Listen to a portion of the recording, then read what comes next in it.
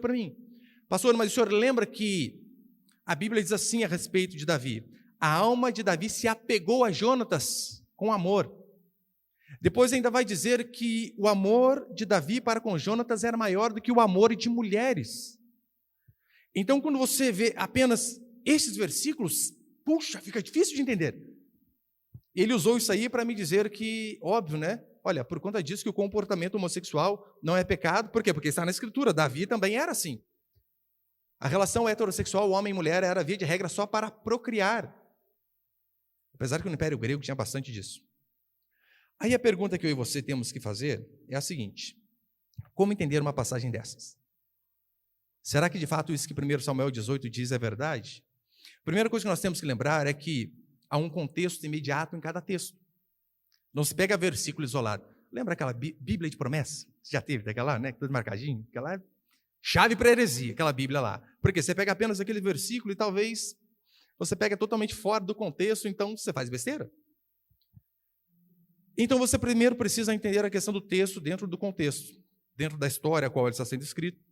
Depois você pode expandir por capítulo ao qual ele está sendo escrito, do livro ao qual ele está sendo escrito, sendo um pouco mais amplo, do testamento ao qual ele está sendo escrito e, consequentemente, de toda a Escritura.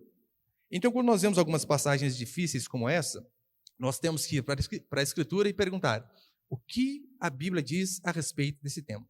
O que toda a Escritura afirma a respeito desse daqui? E no caso de Davi, não é difícil. Vou mostrar para você. É simples entender que em nenhum momento a Bíblia está apoiando o homossexualismo no caso de Davi. Por quê? Primeiro que tinha Levítico. Davi, ele era rei e tinha a lei para ele cumprir. E em Levítico era bem claro, né? Levítico 18:2, não te deitarás com um homem como se fosse mulher. É abominação. Não apenas essa passagem, há inúmeras passagens em Levítico dizendo isso. Homem com homem, mulher com mulher é abominação. Então, como assim? Davi, ele é o homem segundo o coração de Deus e quebra essa regra básica? Não pode ser isso que esse rapaz estava dizendo, que as pessoas dizem. Além do mais, se você for para o Novo Testamento, porque eu sei que alguns dizem assim: ah, mas isso aí é na Antiga Aliança. Esse é o problema, né? Quando você divide a Bíblia em dois, Antigo e Novo Testamento. Nós somos um povo de um livro só. A única diferença é o quê? Que é antes de Cristo e depois de Cristo. Eram as profecias a respeito de Cristo e Cristo cumprindo as profecias. Eu acho, basicamente, um crime, né? Vender o Novo Testamento separado. É tipo assim, você vende um boneco faltando a cabeça. Mais ou menos assim.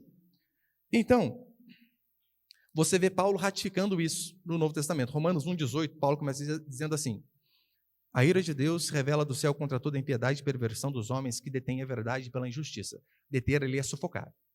A ira de Deus se revela do céu sobre toda a impiedade, sobre homens, por conta deles sufocarem a verdade, colocarem a verdade para debaixo do tapete.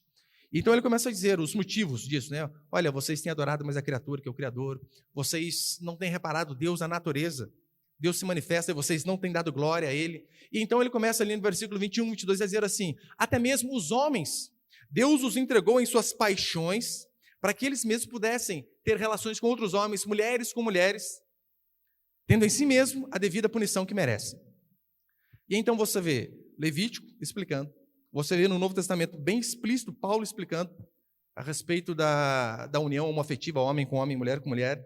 Então, não pode ser que Davi estava errado, de jeito nenhum, porque todo o contexto da Escritura diz algo contrário.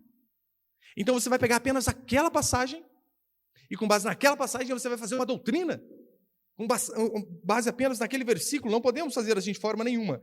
Então, qual é a explicação para 1 Samuel 18, que diz assim: a alma de Davi se apegou a Jonatas? Primeiro, veja qual era o estilo de vida de Davi. Você vê na história do homem segundo o coração, do rei de Israel, algum indício de que ele tinha queda por homem? Você não vê. Muito pelo contrário. Você vê, ele era tão esfomeado por conta de mulher, que ele tinha várias, e ele pega a de Urias, que tinha apenas uma. Então você não vê em momento nenhum Davi com uma quedinha ali por conta de homem. Então você vai para a história de Jonatas. Aí então você começa a ter mais luz.